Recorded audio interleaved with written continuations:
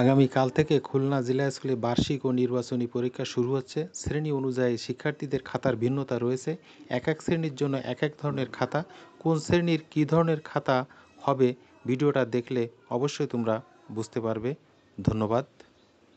বার্ষিক পরীক্ষার খাতা যেমন হবে, যেমন এটা হচ্ছে নির্বাচনী পরীক্ষার খাতা, দশম শ্রেণী। এখানে খাতার এক একটা ক্লাসের জন্য এক এক ধরনের খাতা, সেজন্য এটা হচ্ছে যারা নির্বাচনী পরীক্ষা দেবে তাদের জন্য, যেমন নাম, শ্রেণী, শাখা, বিভাগ, এই যে এখানে আছে বিষয়, তারপরে এখানে যে রোল নাম্বারটা রয়েছে, তবে রোল নাম্বার রয়েছে, রেজিস্ট্রেশন নাম্বার রয়েছে, বিষয় কোড রয়েছে।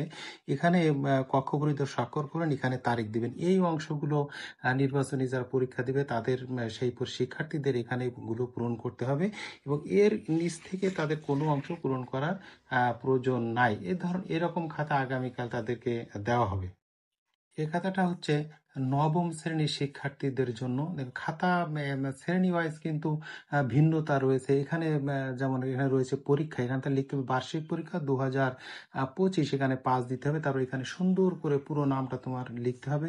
শ্রেণী নবম, শাখা ক বা খ, তারপরে এখানে রোল নাম্বার রয়েছে, বিষয় রয়েছে। এখানে যে বিভাগ প্রাত বা দিবা, যেটা প্রাত যদি হয় প্রাত টিক দিতে হবে, বা দিবায় টিক দিতে হবে, অথবা একটা কেটে দিলে হবে। এই যে এখানে যে সৃজনশীল, বহু নির্বাচনী, মোট নম্বর, এইখানে কক্ষ পরিদর্শক স্বাক্ষর করেন। এখান থেকে মার্জিন দিয়ে কিন্তু লেখা শুরু করতে হবে। তাহলে দশম এবং নবমের খাতার কিন্তু কিছুটা ভিন্নতা রয়েছে। এবার আমরা এটা হচ্ছে ষষ্ঠ থেকে অষ্টম শ্রেণী, অর্থাৎ 6, 7, 8।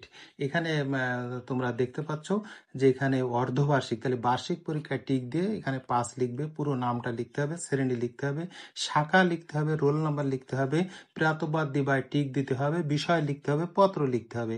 এখানে সৃজনশীলে তুমি কত পাবে, বহু নির্বাচনীতে কত পাবে, মোট নাম্বার কত পাবে, সেখানে কক্ষ পরিদর্শক এখানে স্বাক্ষর করবেন। তারপর তোমার যে নৈর্ব্যক্তিক যে বিষয়গুলো থাকে, তোমাদের যে 30টা নৈর্ব্যক্তিক থাকে, 30টা নৈর্ব্যক্তিক কিন্তু তোমাদের এখানে ভরাট করতে হবে। এখানে টিক দেওয়া যাবে, এখানে গোল করে সুন্দর করে এই গোলটা ভরাট করতে হবে। ক হলে ক, খ হলে খ, এভাবে কিন্তু এই 30টা এমসিকিউ তোমাকে ভরাট করতে হবে। 2টি প্রশ্ন একসাথে দেওয়া হবে। এখানে রোল নাম্বার, এগুলো তোমাদের পূরণ করলে ভালো, না করলে যে খুব একটা অসুবিধা হবে তা কিন্তু নয়।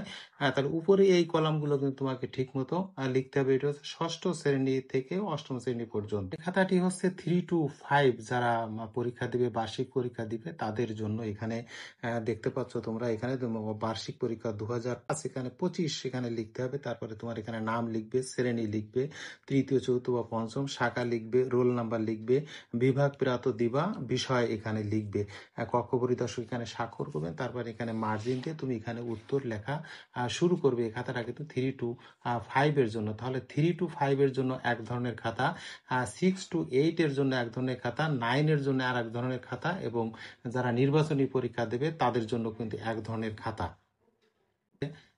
9, 10 যারা তাদের জন্য যে আমাদের যে টিক, বহু নির্বাচনী যে প্রশ্ন রয়েছে 30টা, সেই 30টার জন্য এই এমসিকিউ, এই যে এই পেজটা কিন্তু দেওয়া হবে। যারা এমসিকিউ পূরণ করবে, বিশেষ করে 9, 10 এর জন্য তোমাদের এই খাতাটা। তাহলে আমাদের যে ক্লাস অনুযায়ী যে খাতাগুলো রয়েছে, তোমরা এই খাতাগুলো সুন্দরভাবে কভার পেজ পূরণ করবে।